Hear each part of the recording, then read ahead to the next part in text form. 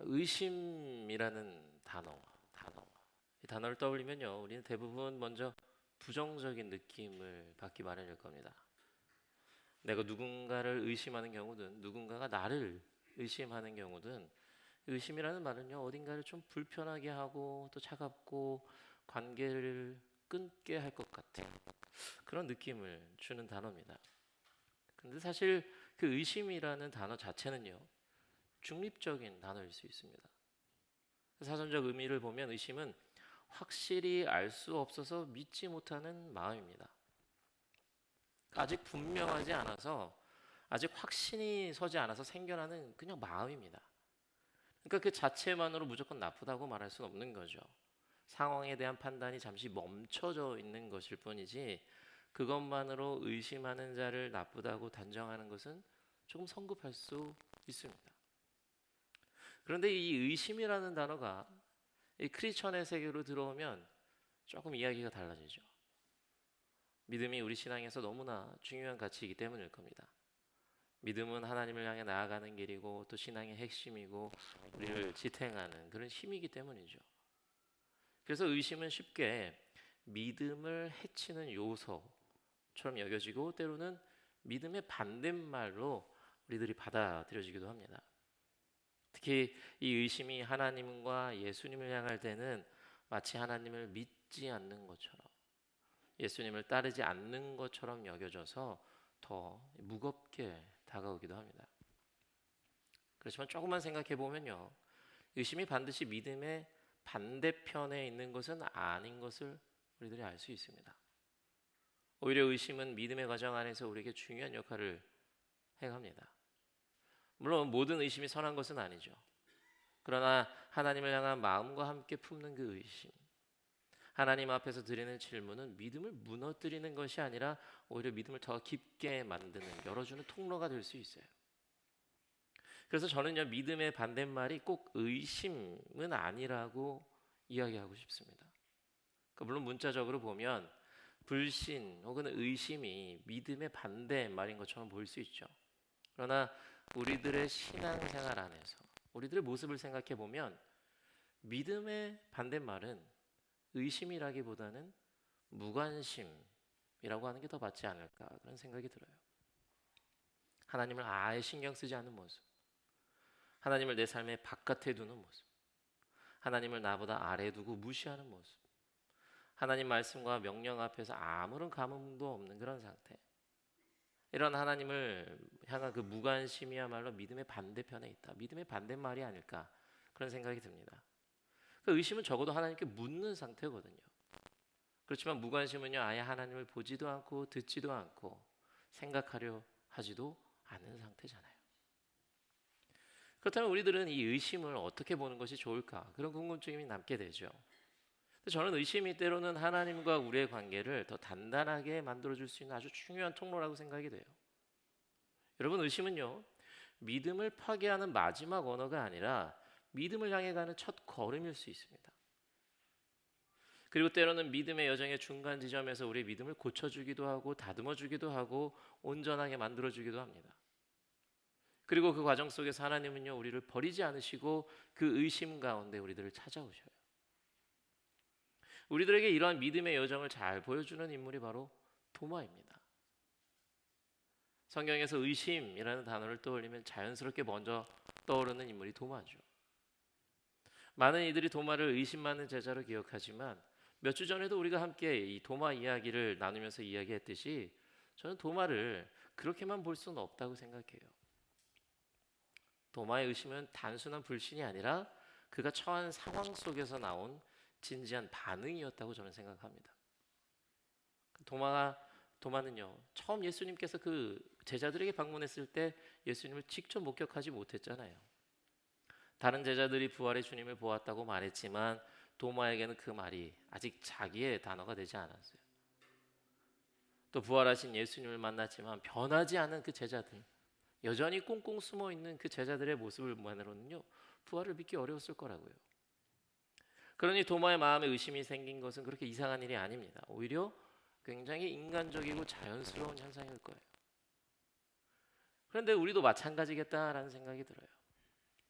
우린 예수님 직접 눈으로 볼 수가 없죠. 예수님을 물리적으로 만날 수 있는 그 시대가 아닙니다. 그렇지만 크리스천으로서 믿음을 가져야 한다는 부담은 늘 있고 믿음이 자라야 한다는 말도 자주 듣지만 동시에 우리 안에 여전히 풀리지 않은 신앙의 문제들이 있거든요. 하나님의 사랑이 정말 맞는지, 하나님이 나를 정말 사랑하시는지, 하나님의 뜻이 정말 선한지, 하나님이 나를 정말 이끄시는지, 아니면 하나님의 그 존재 자체까지 우리는 때로는 의심하고요, 궁금해하고 흔들리며 질문할 때가 많단 말이죠. 그래서 사실 우리는 도마랑 크게 다르지 않을 수 있어요. 겉으로는 말하지 않겠죠. 근데 속으로는 우리 내면 속에서는요, 도마랑 똑같이 이야기할 수 있어요. 나도 예수님을 직접 만나면 더 잘 믿을 수 있어. 내가 납득할 만한 은혜가 내 삶에 펼쳐진다면 내가 지금보단 더 잘 믿을 수 있지. 뭔가 표적이 있어야지 내가 믿을 수 있는 거 아니에요? 단어만 다르지 도마가 했던 이야기랑 별반 차이가 없거든요. 근데 그러한 질문이 우리 안에 있다면요, 그 질문을 소중히 여기시고 계속 간직해 보시라고 말씀드리고 싶습니다. 왜냐하면 그러한 질문은 예수님을 신뢰하지 못하는 불신이 아니라 예수님을 만나게 해주는 특별한 초대의 언어가 될 수 있기 때문이에요. 예수님을 직접 만나면 내가 믿을 수 있을 텐데, 은혜를 경험하면 믿음이 더 단단해질 텐데, 표적이 생기면 내가 지금보단 더 나아질 텐데, 여러분 가만히 이런 질문들을 살펴보면요, 결국은 예수님을 만나보고 싶고 믿음을 갖고 싶고 내가 좀 더 나아지고 싶다는 그 마음이 밑에 깔려 있거든요. 도마의 말도 한번 잘 생각해 보세요. 내 눈으로 예수님의 손에 있는 못자국을 보고 예수님의 그 창자국을 보고 그 옆구리에 손을 넣어야지 내가 믿을 거다. 그 말은 결국 예수님을 만나고 싶다는 거거든요. 결국 자기도 믿고 싶다는 거거든요.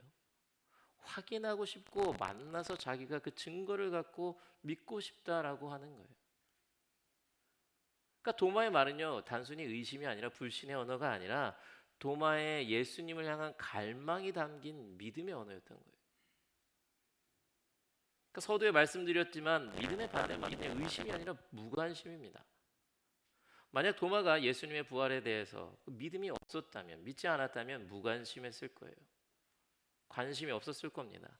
제자들의 말 신경 쓰지도 않았을 거예요. 다시 예수님이 오시든지 말든지 상관이 없었을 거라고요.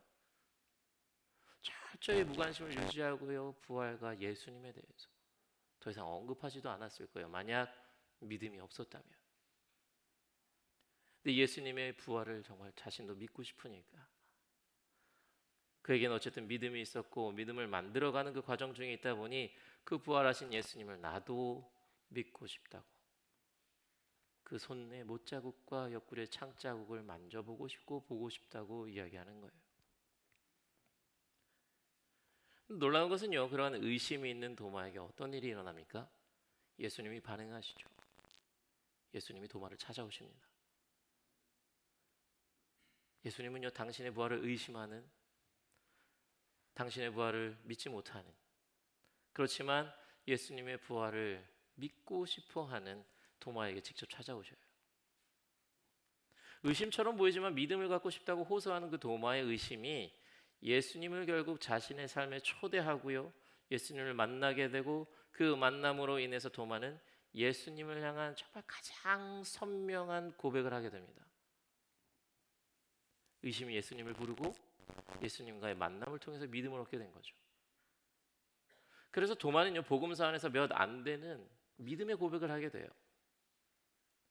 정말 많은 사람들이 예수님의 사역을 목격했고 예수님의 가르침을 들었지만 예수님의 그 말씀을, 예수님의 사역을 깨닫지 못하고 믿지 못하고 이해하지 못하고 받아들이지 못했던 믿음의 고백이 그 의심했던 도마의 입을 통해서 들려지게 돼요.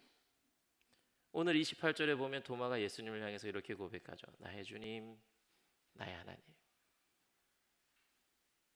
나의 주님이시여, 나의 하나님이시여. 예수님, 당신이 나의 삶의 주인이십니다. 예수님, 당신이 참 하나님이십니다. 복음서를 아무리 뒤져봐도요, 이런 고백 찾기 쉽지 않아요. 몇 군데 없어요. 근데 의심 많았던, 잘하고 여겨졌던, 예수님을 한 번에 믿지 못했던, 그 부활을 한 번에 믿지 못했던 도마가 그 참된 고백을 하게 된다고요. 여러분, 도마의 이 믿음의 고백의 출발은요, 예수님을 향한 선한 의심, 예수님을 향한 그 질문에서부터 시작이 됩니다. 고민 없는 맹목적인 믿음에서부터 시작하지 않아요. 제자들이 예수님을 부활하셨다고 했을 때 그냥 그런가 보다 하고 믿었다면요, 예수님은 그를 찾아오지 않으셨을 겁니다.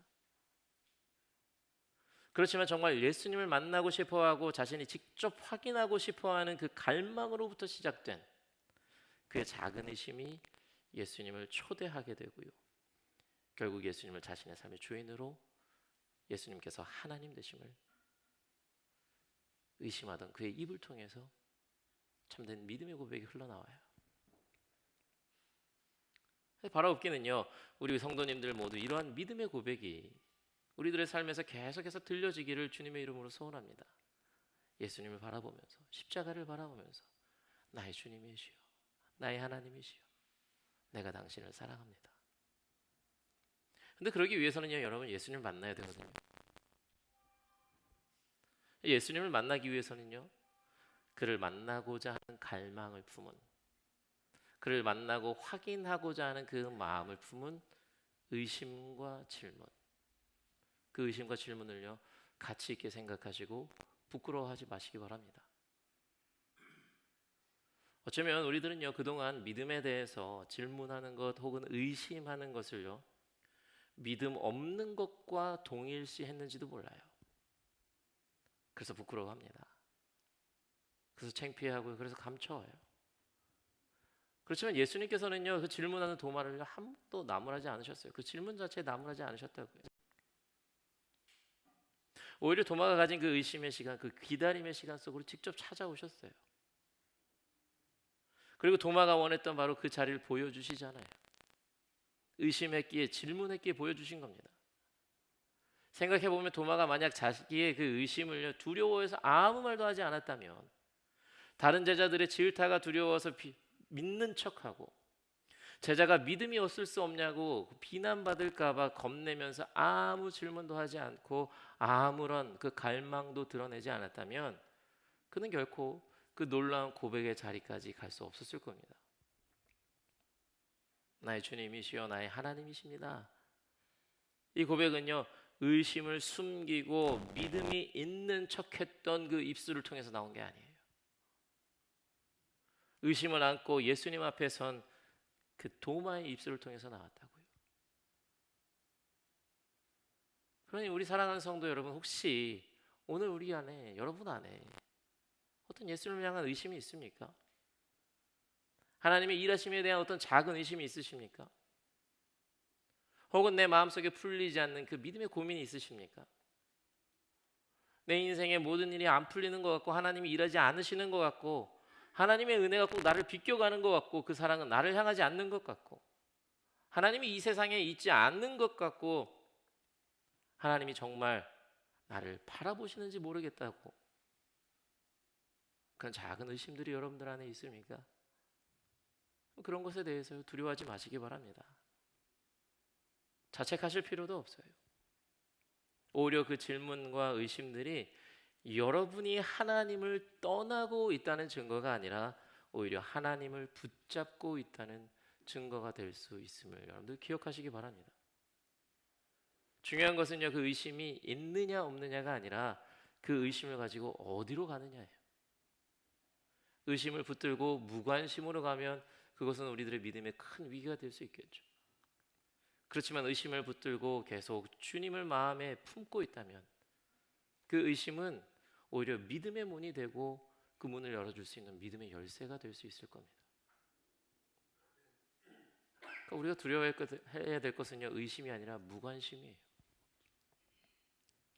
하나님께 질문조차 하지 않는 마음, 하나님이 내 삶에 계시든 말든 상관하지 않는 그런 마음, 하나님의 말씀을 내 기준 아래에 두어버리는 그 무감각함, 그런 것이야말로 신앙을 가장 위험하게 만드는 상태가 될 수 있습니다. 의심은 적어도 하나님 향해 계속 묻거든요. 하나님을 붙잡고 있거든요. 무관심은요, 아예 하나님이 내 안중에 없어요. 그래서요, 오늘 우리는요, 서로에게 이런 은혜의 통로가 됐으면 좋겠다라는 생각이 들어요.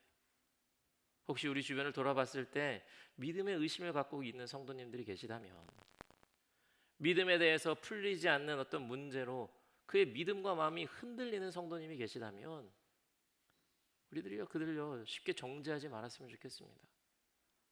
판단하지 않았으면 좋겠어요. 왜 그렇게 믿음이 없느냐고 다그치기보다 그 질문이 하나님을 향한 진실한 몸부림일 수 있다는 사실을 기억하면서 답을 당장 주지 못하더라도 그와 함께 머물러 주고 함께 주님을 바라보며 기다려 줄 수 있는 그런 공동체가 되기를 소망해 봅니다. 누군가가 의심하고 있으면요, 같이 고민해 주고요. 질문이 있다면 그 질문과 같이 씨름해 주시고, 하나님을 의심하고 예수님께 질문하는 그 작은 믿음을 격려하고 칭찬하면서 같이 예수님을 우리들의 삶에 초대할 수 있는, 믿음의 문을 함께 열어갈 수 있는 그런 믿음의 공동체가 될 수 있는 우리 뉴욕 한인 교회가 되기를 간절히 바랍니다. 그러면 그 모든 과정을 통해서요, 주님은 우리를 결코 버리지 않으시고 우리 믿음을 더 성장시켜 주실 겁니다. 의심하는 우리를요, 믿음 없는 우리를 찾아오시고 붙드시고 우리들의 입을 통해서 결국에는 믿음의 고백이 울려 퍼지게 만들어 주실 거라 믿습니다. 여러분, 그 21세기 신학자 중에요, 앨리스터 맥그레스라는 학자가 있습니다. 많은 신학생들이 이 학자의 책을 갖고 수업을 들어요. 저도 이분의 책 갖고 수업을 했습니다. 정말 유명한 학자거든요. 근데 사실 이 맥그레스는요, 원래 기독교를 강하게 거부하던 과학도였어요. 옥스퍼드에서 분자생물학을 전공했던 사람이고, 이 사람은 기독교와 과학이 양립할 수 없다고 그렇게 주장했고, 그것을 증명하기 위해서 노력했던 사람이에요. 그래서 그 기독교를 반박하기 위해서 오히려 성경과 과학을 계속 파헤치기 시작했던 사람이에요. 근데 그 치열한 질문과 의심의 과정 속에서 하나님을 분명하게 발견하게 돼요. 그러면서 그는 훗날 자신의 회심 과정을 이렇게 고백합니다. 나의 회심은 의심을 지나는 여정이었다. 계속해서 의심하고 의심했기 때문에 내가 회심할 수 있었고 하나님을 만날 수 있었다고 고백해요. 의심했기 때문에. 그는 질문을 포기하지 않았고요. 의심을 갖고 계속 질문했기 때문에 깊은 진리를, 하나님을 만날 수 있었습니다.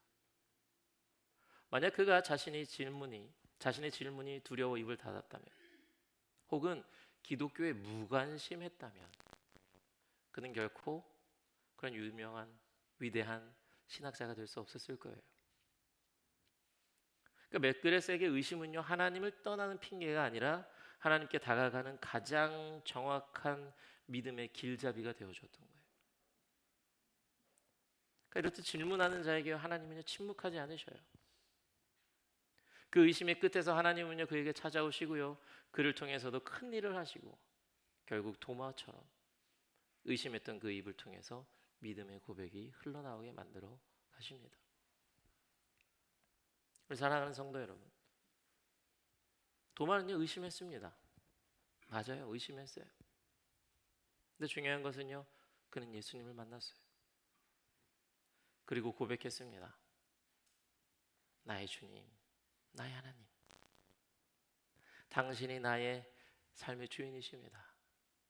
당신이 참 하나님이십니다, 주님.